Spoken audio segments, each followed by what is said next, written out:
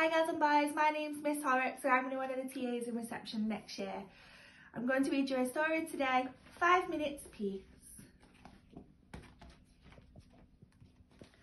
The children were having breakfast. This wasn't a pleasant sight. Mrs. Large took a tray from the cupboard. She set it with a teapot, a milk jug, her favourite cup and saucer, a plate of marmalade toast and a leftover cake from yesterday. She stuffed the morning paper into her pocket and sneaked towards the door. "Where are you going with that tray, Mum?" asked Laura. "To the bathroom," said Mrs. Large. "Why?" asked the other two children. "Because I want 5 minutes peace from you lot," said Mrs. Large. "That's why." "Can we come?" asked Lester as they trailed up the stairs behind her. "No," said Mrs. Large, "you can't." "What shall we do then?" asked Laura. "You can play downstairs," said Mrs. Large. "Downstairs by yourselves and keep an eye on the baby." "I'm not a baby," muttered the little one.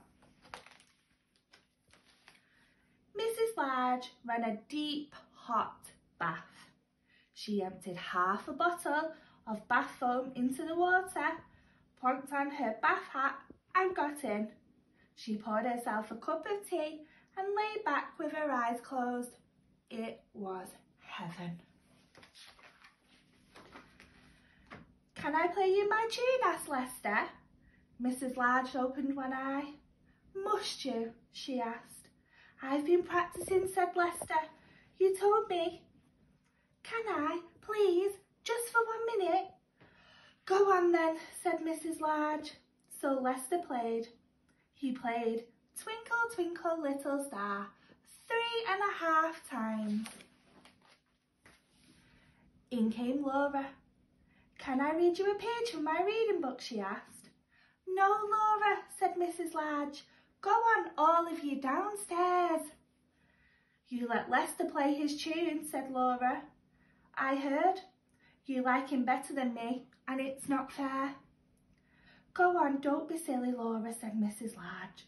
"Go on then, just 1 page." So Laura read.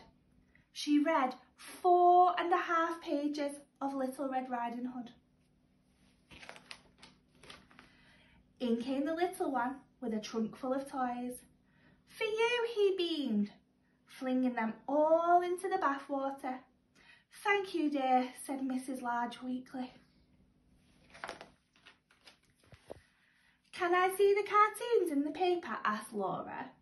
"Can I have a cake?" asked Lester. "Can I get in with you?" asked the little one. Mrs. Large groaned. In the end, they all got in. The little one was in such a hurry that he forgot to take off his pyjamas. Mrs. Large got out. She dried herself, put on her dressing gown and headed for the door. "Where are you going now, Mum?" asked Laura. "To the kitchen," said Mrs. Large. "Why?" asked Lester. "Because I want 5 minutes peace from you lot," said Mrs. Large. "That's why." And off she went downstairs, where she had 3 minutes and 45 seconds of peace before they all came to join her. And that's the end of our story. I can't wait to see all you girls and boys in September. Bye!